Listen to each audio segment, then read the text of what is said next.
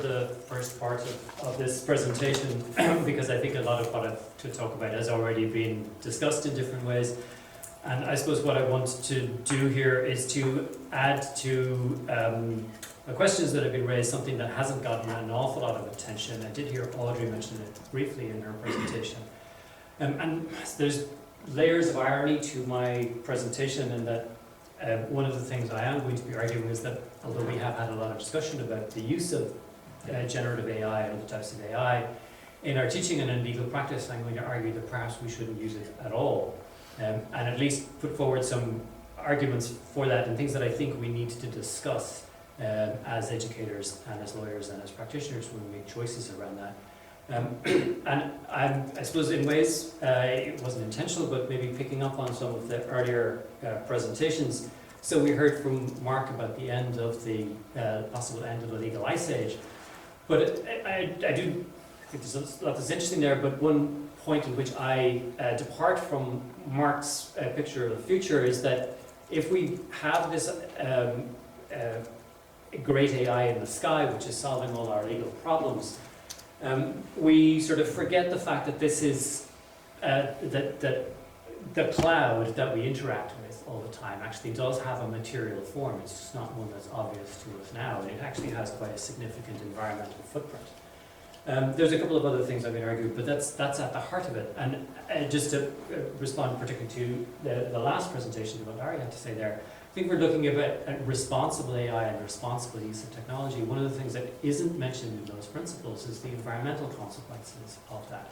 And I do think that's perhaps something that needs to be added. But anyway, let me try and build that argument. So I have here a couple of relatively standard slides on generative artificial intelligence, blah, blah. I don't think I need to explain those in detail to this audience. Large language models we've heard about already. We know that these things are being used in legal practice, and we've already heard quite a lot about that, and people talk about how to use them in legal teaching. They're also being used in legal education. This particular snippet is just an example, but it's from the Association of American Law Schools, trying to upskill its members on how these things can be used in teaching. And that's part of the conversation that IFLA is trying to get underway so that we really dig into the issues around this. But what I want to argue is that there are legal issues and there are ethical issues around generative AI tools. Large language models is the title that's in the original paper, but this goes a little bit broader, that really we've only touched on very lightly today and don't feature very much in the conversation. There are significant copyright issues with pretty much all of the generative AI tools that are out there. In the European context, there are database rights issues as well. This is something that possibly US lawyers will not be thinking about all that much, but they are important in this context. And there are trademark and data protection issues as well. Let me expand a little bit on some of those points.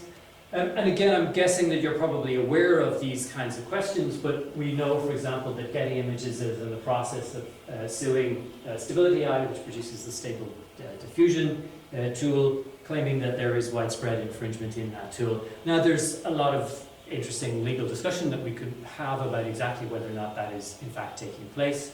And interestingly, the answers to the question of whether or not these tools infringe are likely to vary from jurisdiction to jurisdiction because the tests for infringement, the tests for substantial reuse are different. I see Abigail nodding because we've had conversations about the differences between US and UK Ireland copyright law in terms of transformative use and fair use, which are quite different.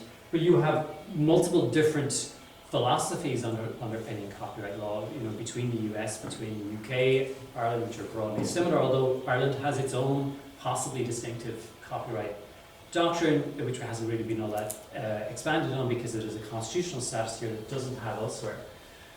You have civil law countries which come at it from a different perspective, and I would guess that China is an important jurisdiction in this conversation, and I don't know anything about Chinese copyright law or how it deals with these kinds of questions. So there are copyright issues. Before I move on, I suppose I should say that is possibly solvable. There are now generative AI image tools coming on stream which say we are happy to stand over everything that we do because it's using tools, it's using data that it is licensed for. So perhaps that's a solvable problem. There are significant data protection problems with these. Very little attention paid to this. You're probably aware of the issue that ChatGPT encountered in Italy, which now seems to be on the way to being resolved. But I think that even with that, there are significant problems around whether or not those whose data has been processed in the development of these generative AI tools were properly given notice, whether or not all of the various rights that are available under the GDPR are in fact being made available to EU citizens in this context. And late in the day, we've had a lot of conversations. I'm not going to dig into the details of that right now, but I will just suggest to you one little piece of homework that you might want to try to do, and that is if you have an OpenAI ChatGPT account or any of the other generative text AIs, ask it to describe your career and see how much of it gets right. Bearing in mind that there is a requirement under the European data protection law that that data is accurate. And the reality is that the data is not right at all. It's also entertaining to ask it to describe the careers of some of your peers. I asked it to describe the career of one of my colleagues in law school and was told that he was not notable enough. I'm not going to name him. But the core of these, again, that's possibly a solvable problem. But I want to focus on a problem that I think is much more difficult to solve, and it is also much more real. And that is the human cost and the environmental cost associated with that. And I think this raises ethical questions that we as educators and lawyers should think about. And these are not hypothetical questions. Larry talked about and touched a little bit on the way that the big tech companies and the big tech billionaires are saying, oh, this is possibly an existential risk. I don't buy that at all. I don't think that's true. I think these are the real issues. From an ethical perspective, I think we've touched on some of this already. We've touched on on the fact that these are tools that in ways can enable students to cheat. That's a solvable problem, I think, but we need to be conscious that when we ask our students to use generative AI, we're giving them a cheating tool, or a tool that is multi-purpose. We need to make sure that if we're doing that, we have a proper conversation with them about the right and the wrong ways to use these tools. We've already talked about professional responsibility, and I think there are ethical questions there, not just for the lawyers who are using them. So I agree with Kat. If you're misusing these types of tools, you have an ethical problem. You probably have a professional responsibility problem. You may be having a difficult conversation with your insurer down the track. But I think we also have a professional responsibility, an ethical responsibility to our students to make sure that they understand that these things can be used or misused. But there are human and environmental impacts that I think are much more difficult to get away from. So, we've heard about the possibility of people being sanctioned for the misuse of these types of tools, and I think we're going to hear more of these types of stories as time goes on. But what I think is much more concern, this screenshot comes from a story from Time magazine that some of you may have seen from earlier this year, and it talks about the way in which when ChatGPT was being developed, the corpus of text that it used, which came generally from the open internet, and again, copyright issues and data protection issues abound with that, to clean that data up, they basically shipped it to Kenya, and they hired poorly paid people to go through that and remove, in many instances, quite horrific content, descriptions of child sexual abuse, descriptions of atrocities, to ensure that that sort of information was not what was going to be produced by the tool. And this article is worth reading in full because I think we need to be thinking, if we're using this tool in our teaching, we are in ways enabling or profiting from that essentially abuse of those poorly paid workers in a developing country. Many of whom I think were simply let go when the project was over, and some of them will be left with long-term psychological harm as a result. So we need to ask ourselves questions about that.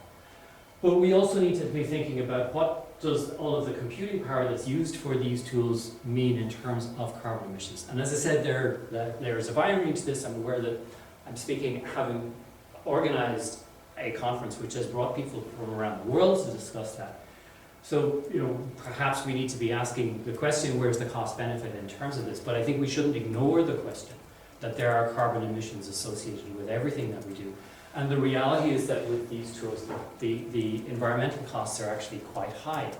Now, it's difficult to quantify these, There are some attempts to do that.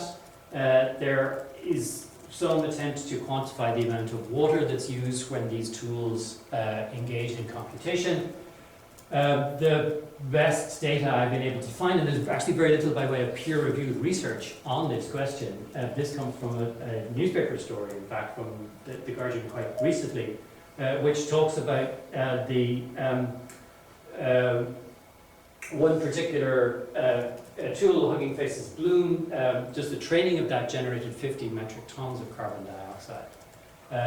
The training of GPT-3 seems to have generated 500,000 metric tons of carbon dioxide and used, according to estimates, 700,000 litres of fresh water. Those are significant environmental impacts, and that's just for training the tool. That's not for ongoing use. But the companies that develop these tools tend not to say an awful lot about what that actually, they tend not to quantify these costs. But we do need to be conscious that there's a significant setup cost, which is both environmental and human in the use of these tools, and then there's significant ongoing environmental costs in the use of all these.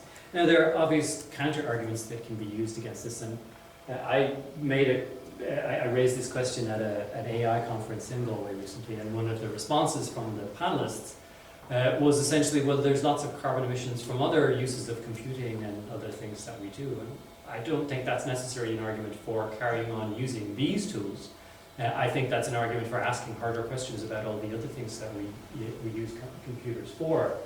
And fundamentally, in terms of this particular issue, what I want to highlight was this, and the last point I'll leave you with, which is around the electronic waste that these generates. And I don't know if you can see it all that clearly, but the timestamp on that particular story is quite old. That's a 10-year-old story, but that's because this is an old story that goes back decades and isn't really one that we've solved. We generate all of this electronic waste. These devices have become obsolete, and we send them for recycling, supposedly. And they end up being shipped to the developing world and are disassembled in ways that are very damaging for the local environment and for the people who disassemble them. So by using these tools, we are contributing to this problem. And fundamentally, the point I'd like to make, I appreciate it's kind of a depressing note to end the conference on, but nonetheless think it's an important question, is that this is, as I said already, this is not a hypothetical issue. This is not like the arguments that are being deployed at the moment by those who have developed these tools to say these are very dangerous. I think that's actually a distraction. That's an attempt to make us think, well, these things are so powerful, we can only trust those who have developed them to regulate them.